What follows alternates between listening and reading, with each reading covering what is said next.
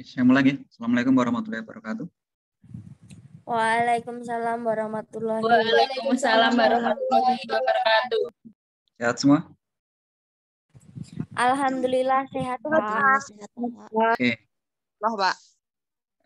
baru di 58 ya. Masih sepertiga ini.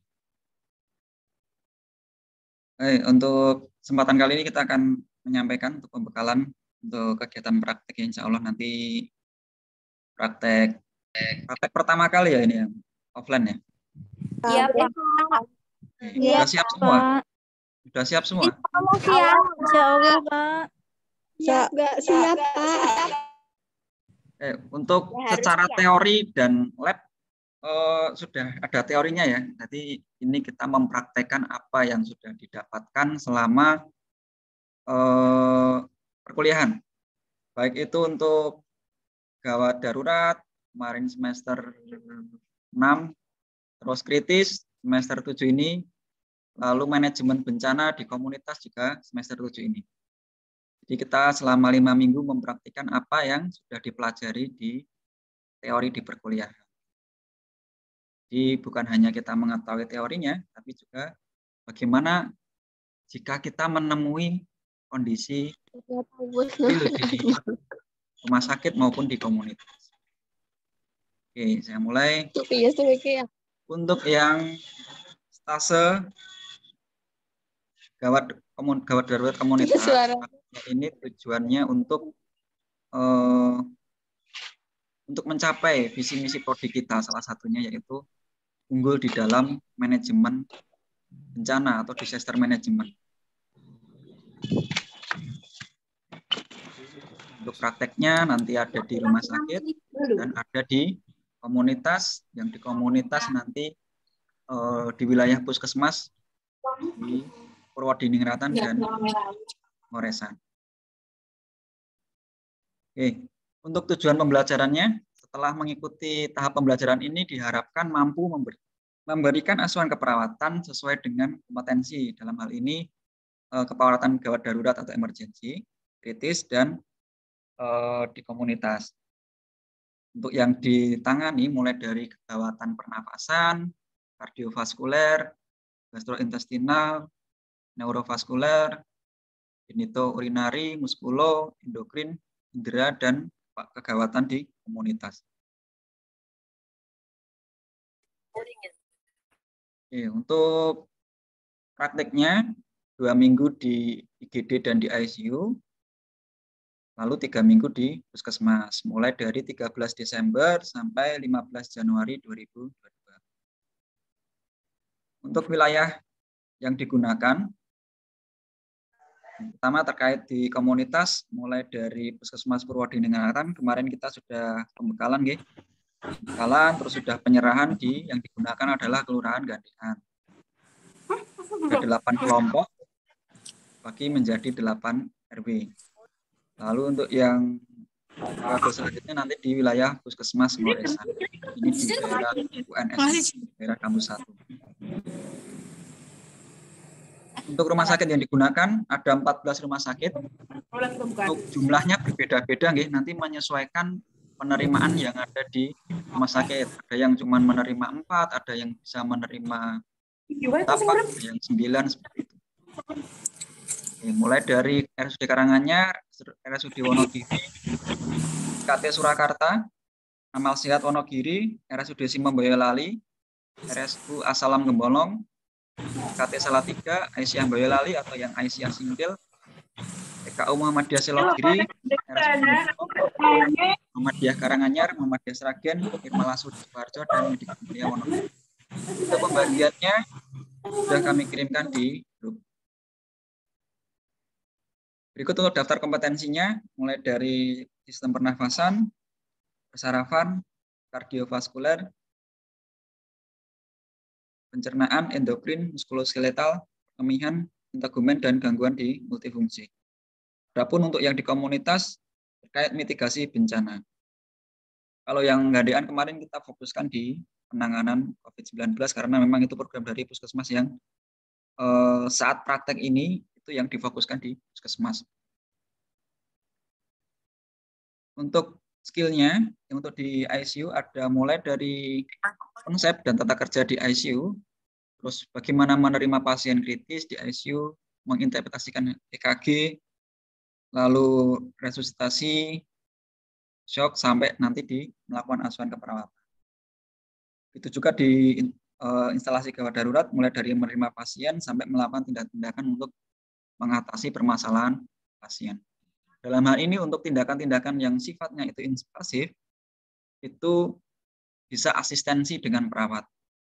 Untuk tindakan yang sifatnya monitoring, itu bisa dilakukan mandiri dengan tetap berkoordinasi dengan perawat yang ada di ruangan.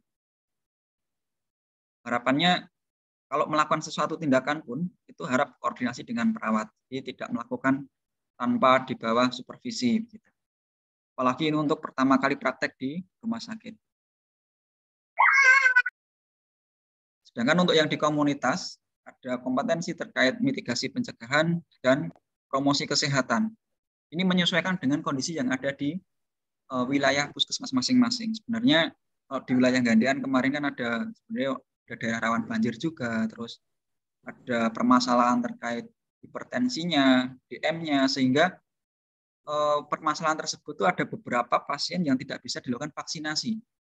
Nah, ketika terjun ke lapangan nanti, bagaimana agar warga yang tidak bisa dilakukan vaksinasi itu dilakukan edukasi, terus perubahan pola hidup sehingga tekanan darahnya dapat terkontrol sehingga dia dapat dilakukan vaksinasi. Penanganan COVID sendiri kan sampai sekarang mulai dari Maret 2020 kan menjadi bencana nasional non alam gitu. Sampai sekarang statusnya kan belum dicabut.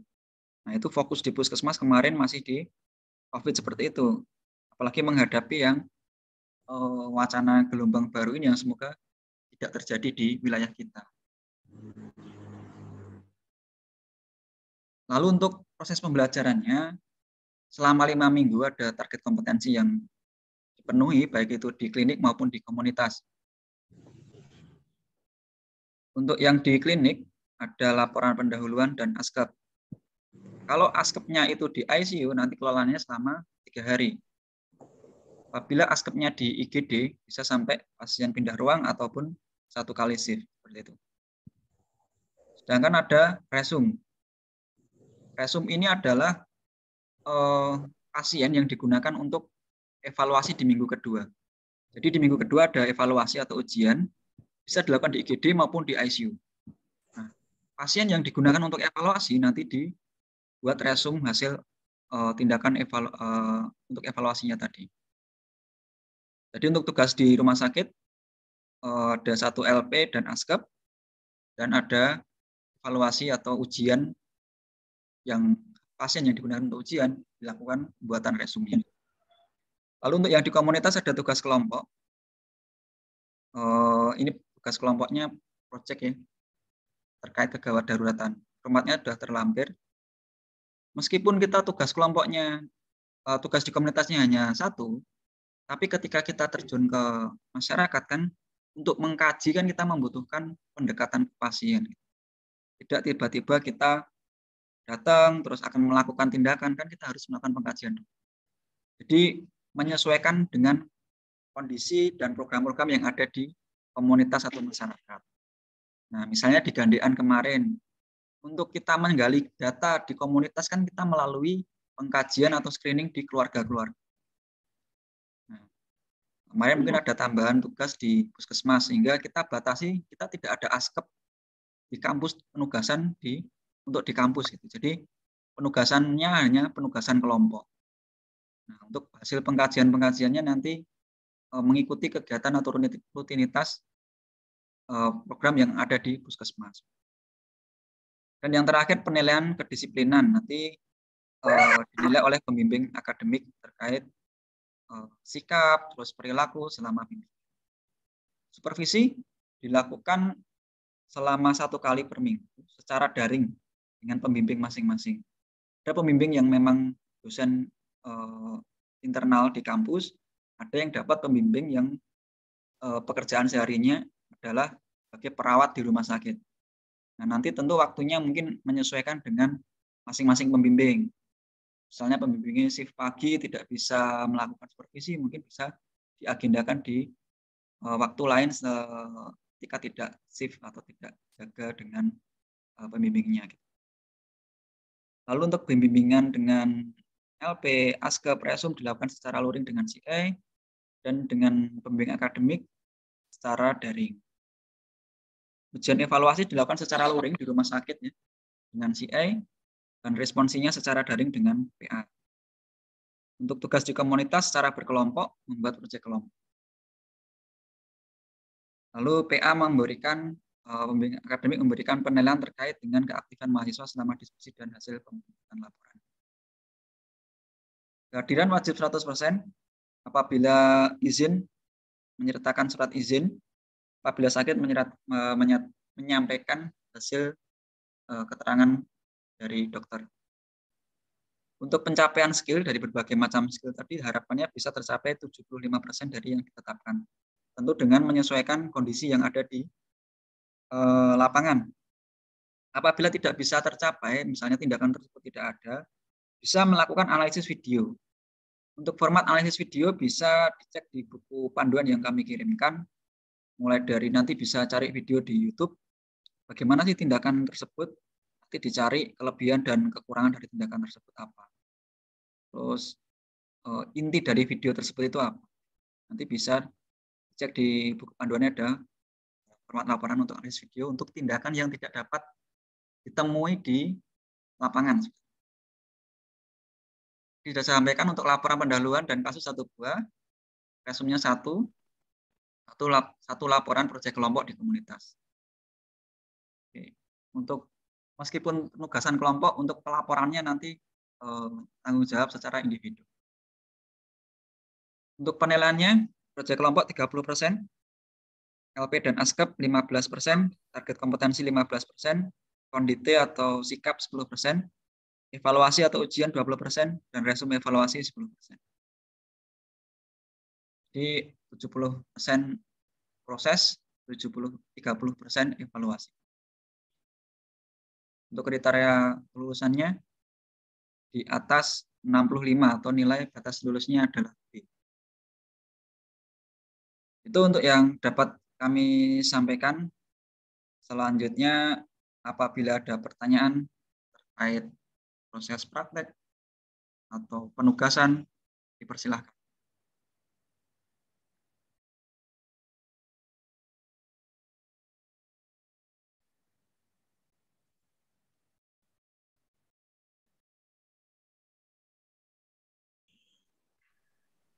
Pak Fida izin bertanya.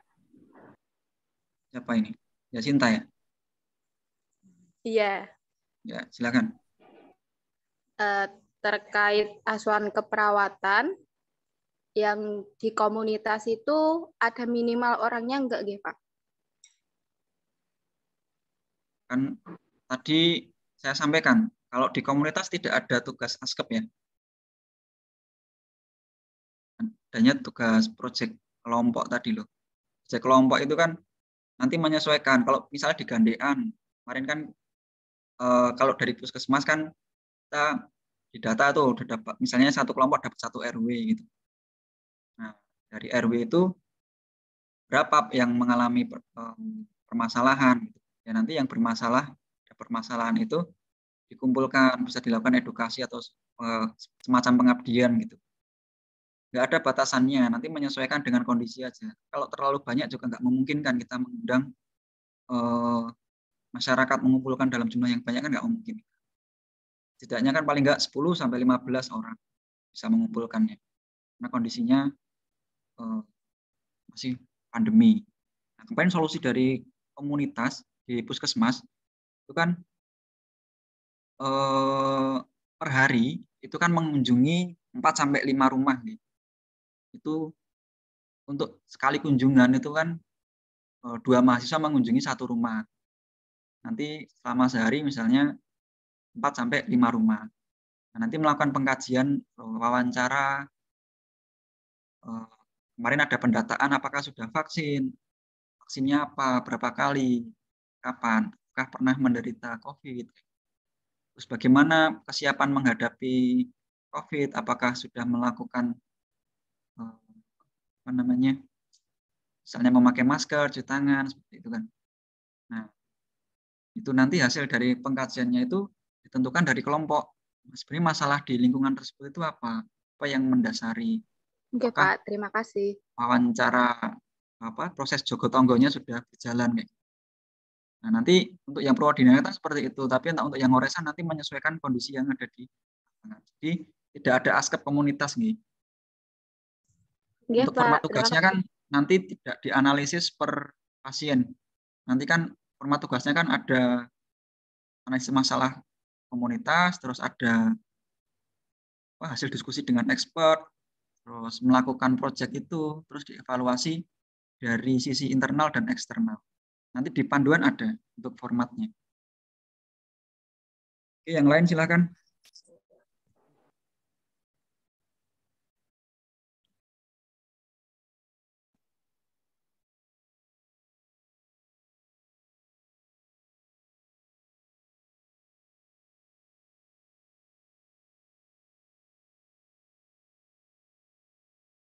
Oke. Untuk praktek selama 5 minggu, ini kan bertepatan dengan juga skripsi, nggih. Harapannya nanti bisa diatur waktunya. Untuk proses bimbingan kan bisa dilakukan secara daring juga. Jadi selama 5 minggu juga diatur manajemen waktunya. Bahkan ketika praktek di rumah sakit ataupun di komunitas bisa sebagai studi pendahuluan. Sebenarnya masalah di pasien atau di masyarakat itu ada apa? Bisa dilakukan wawancara, misalnya mengambil 5 atau 10 orang. Ya kalau memang memungkinkan dilakukan untuk studi pendahuluan. Jadi misalnya shift pagi atau shift siang. Nanti paginya kan bisa digunakan untuk konsultasi. Apalagi konsultasi bisa dilakukan secara online. Jadi praktek tetap jalan, tapi tidak melalaikan kewajiban untuk proses bimbingan skripsinya. Lalu jaga kesehatan, terus jaga komunikasi yang baik itu dengan pembimbing akademik, pembimbing klinik, maupun di komunitas. Jaga etikanya, kesopanannya, jaga nama baik diri sendiri maupun nama baik institusi. Silakan, bila ada pertanyaan lagi. Izin bertanya. Silakan. Itu nanti pas ke rumah sakit itu kita langsung datang ke sana atau penyerahan seperti di puskesmas itu, Pak? Kalau rumah sakit itu tiap rumah sakit beda-beda, nggih. Jadi kan sudah tak kirim hasil persamaan persepsinya. Kalau yang sudah ada itu berarti kan ada keterangannya tuh, langsung datang ke rumah sakit menemui siapa. Nah, kalau yang misalnya RSUD Wonogiri kan ada yang rumah sakit yang belum persamaan persepsi itu. Berarti nanti hari pertama itu sekalian persamaan persepsi didampingi oleh dosen yang akan melakukan persamaan persepsi nantinya. Ada 4 rumah sakit kan yang belum persamaan persepsi. Khusus rumah sakit Wonogiri aja yang nanti ada penyerahan. Yang lain tidak ada penyerahan. Yang lain silakan. Pak, saya mau tanya. Ya, Rina. Ini misalkan di jalan, ini kan ada kendala kayak gitu kan, nanti kalau misal mau minta izin di komunitas kayak gitu, nanti alurnya gimana, Pak? Makasih. Maksudnya ini apa? Ini stase apa? Komunitas. Ya. Di puskesmas. Oke. Ini periode pertama di puskesmas. Oke. Oke. Untuk puskesmas kan waktunya lebih fleksibel, nggih. Kita menyesuaikan masyarakat juga. Kadang pagi ada yang kerja, ada yang bisa ditemui sore, ada yang bisa ditemui pagi. Kalau misal mau ada kegiatannya sore, ya pagi kan bisa digunakan untuk kegiatan. Kalau misalnya kegiatannya pagi, sorenya bisa untuk misalnya ke kampus seperti itu. Lalu untuk proses izin nanti disesuaikan dengan pembimbing klinik masing-masing, kan dibagi pembimbing kliniknya di komunitas. Kalau yang koordinatan kemarin kan dibagi ada 6 pembimbingnya, nanti disampaikan aja secara bisa WA, gitu. Bisa ada keperluan di kampus. Gitu. Komunikasikan aja dengan pembimbing akademik dan pembimbing kliniknya. Begitu. Iya Pak, terima kasih Pak. Di WA aja. Kalau memang ada kegiatan yang lebih dari 1 hari, buat surat izin nanti ditujukan ke ke kampus dan ditembuskan ke pembimbingnya. Ya, ada lagi, silakan. Pak, mau bertanya Pak. Soal ASKEP. Kemarin kan sudah ada penjelasan untuk mengenai ASKEP. Lah itu ASKEP-nya untuk apa nggih Pak? Untuk yang di komunitas, ASKEP itu ASKEP untuk puskesmas. Jadi kemarin kan dimintai tolong untuk program puskesmas. Jadi program puskesmas kan ada screening pada keluarga-keluarga. Jadi meskipun praktek kita bukan praktek komunitas dan keluarga, tapi kan kita untuk ke komunitas kan pendekatannya kan keluarga gitu. Untuk mencari data itu loh. Jadi kemarin dimintai tolong untuk dari puskesmas ada pengisian ASKEP dari puskesmas. Jadi praktek kita jalan nanti dari bermanfaat juga untuk pasien dan puskesmas. Nah, ASKEP-nya apa? Kemarin setelah melakukan pengkajian apabila ada permasalahan, sejauh mana kita melakukan intervensi kan hanya sebatas edukasi.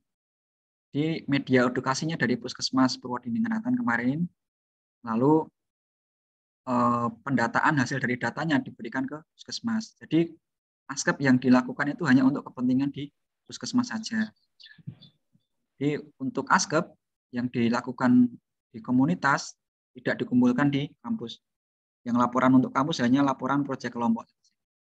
Gitu. Iya Pak, terima kasih. Yang lain? Ini kemarin untuk yang Purwodiningrat saja nggih. Nanti untuk yang ngoresan mungkin berbeda. Pak, saya mau tanya Pak. Mia, silakan. Di Rumah Sakit PKU Selonggiri itu kan ada BPJS Ketenagakerjaan, Kesehatan. Nah itu kalau semisal ada yang belum punya gimana ya Pak ya? BPJS Kesehatan nggih? Nggih Pak. Yang di data Bu SK tadi untuk formulir untuk apa? Yang Selonggiri.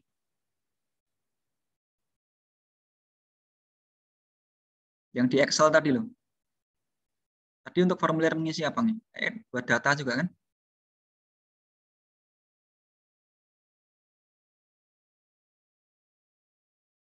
Halo? Yang Selonggiri tadi kan diminta mengisi Bu SK data tadi. Itu untuk BPJS bukan? Sepertinya iya, Pak. Nah, karena BPJS itu bisa dibuat hanya untuk 30 hari untuk kepentingan praktek, setahu saya bisa. Khusus Selonggiri nanti sepertinya dibuatkan untuk selama praktek, mungkin selama 1 bulan. Jadi yang data tadi diisi, nanti dibuatkan untuk kartunya, asuransinya. Yang ngisi kloter 1, 2 semua ngisi, Pak? Diisi semua aja. Untuk lebih teknisnya nanti dengan Bu SK untuk pengurusan persyaratan. Termasuk untuk yang tes itu apa? HBsAg, HIV itu. Jadi itu tesnya di sana nggih, Pak? Nggih, kemungkinan ya. Karena tes itu kan ada masanya kan. Ada masa berlakunya gitu.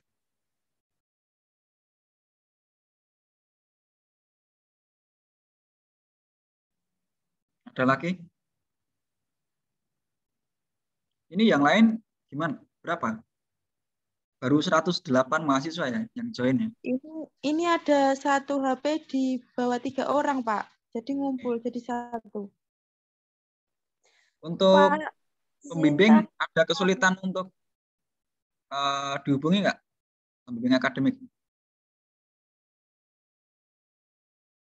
minta tolong dimasukkan grup saja nggih untuk komunikasi dengan pembimbing. Nah, khusus kan ada misalnya kemarin kita ajukan ke satu rumah sakit misalnya di Salatiga, ternyata rumah sakitnya nggak bisa dipakai. Jadi ada beberapa mahasiswa yang dialihkan ke rumah sakit yang sudah tersedia gitu. Jadi mungkin proses bimbingannya misalnya ada di RSUD Wonogiri ada 2 orang yang bimbingan dengan pembimbing lain misalnya. Nanti proses bimbingannya sama dengan pembimbing yang di komunitas. Nah, jadi untuk bimbingan dengan akademik sesuaikan dengan pembimbing yang di komunitas. Lalu untuk bimbingan dengan CI sesuaikan dengan pembimbing yang di masing-masing rumah sakit. Karena jumlahnya tidak merata di tiap rumah sakitnya. Sedangkan untuk yang pembimbing di dosen, membimbingnya kurang lebih 10-12 mahasiswa. Tadi Nanda mau bertanya? Atau Sian Kiki? Iya, Pak. Ya, silakan. Tapi Bu SK tadi kayaknya besok itu mau PP tes itu, Pak. Itu untuk klinik saja apa sekalian buat komunitasnya, Pak? Terima kasih. Oke, untuk yang PP tes sekalian untuk yang komunitas, gitu. Karena yang komunitas kan besok juga bakal ke klinik gitu. Tapi coba konfirmasi lagi ke Bu SK, tadi yang didaftarkan itu hanya untuk yang klinik atau sekalian untuk yang di puskesmas. Tapi untuk syarat PP tes kan itu syarat untuk yang di rumah sakit sebenarnya. Jadi untuk praktek itu kan tes kehamilan. Jadi harapannya selama praktek untuk menghindari ini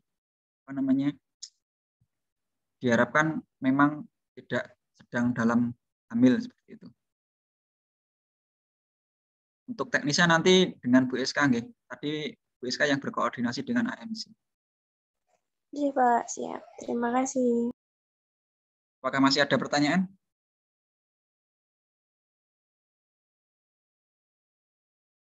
Kalau Pak, memperjelas yang tadi, Pak, yang di komunitas, itu satu hari, satu kelompok itu mendatangi 4-5 rumah kan, Pak? Nah, nanti dibagi lagi 2 orang itu kalau bisa mengunjungi satu rumah gitu, Pak, tadi, Pak. Nah, jadi di dalam kelompok kan 8-10 mahasiswa.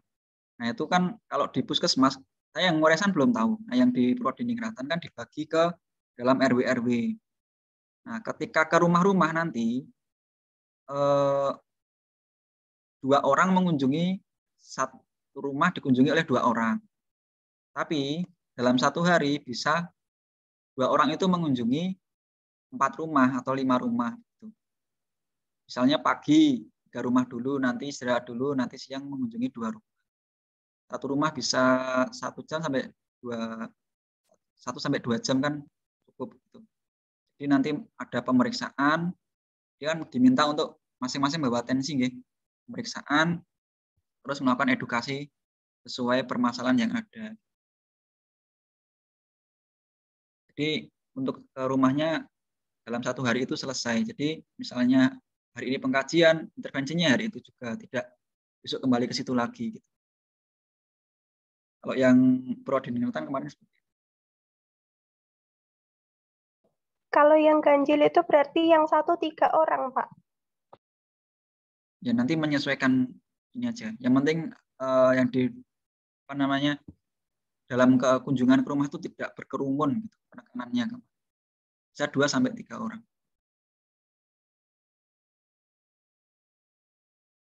Ada lagi?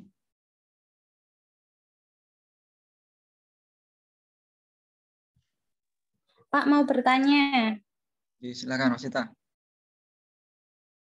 Kan itu besok yang komunitas juga tes PP toh Pak. Nah itu kan kelas D juga masih ada yang OSKA. Nah itu bagaimana?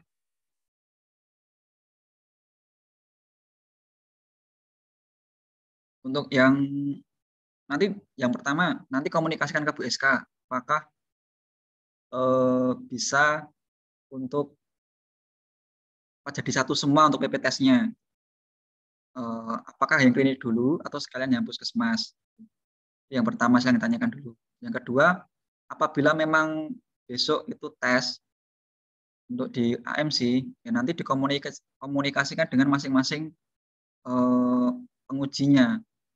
Sama dengan yang kemarin ke Purwodiningrat kan komunikasi masing-masing dengan penguji. Bisa dialihkan di hari lain, misal besok, atau mungkin setelah dari tes siangnya bisa melakukan ujian kan bisa. Jadi untuk ujian fleksibel. Bisa setelah itu atau bisa ganti hari. Sama kemarin ketika ada pembekalan di puskesmas kan juga sama. Gitu. Nggih, Pak. Terima kasih. Oke. Satu pertanyaan lagi, silakan. Ya, masih ada.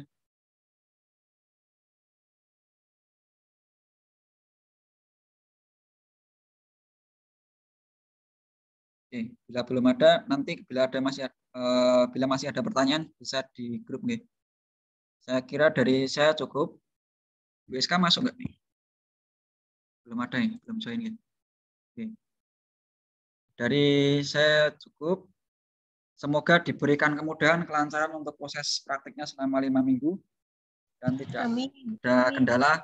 Jaga kesehatan sekali lagi, terus tetap perhatikan atau kewajiban masing-masing untuk skripsinya diselesaikan berproses. Harapannya setelah praktek sudah mulai berproses dan di bulan Februari Maret sudah mulai ujian proposal begitu.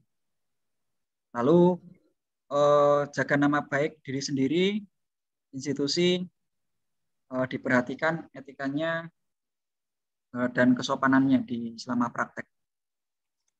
Saya kira dari saya cukup. Bila ada kurangnya mohon maaf. Sekian. Wassalamualaikum warahmatullahi wabarakatuh. Waalaikumsalam warahmatullahi wabarakatuh. Terima kasih, Pak.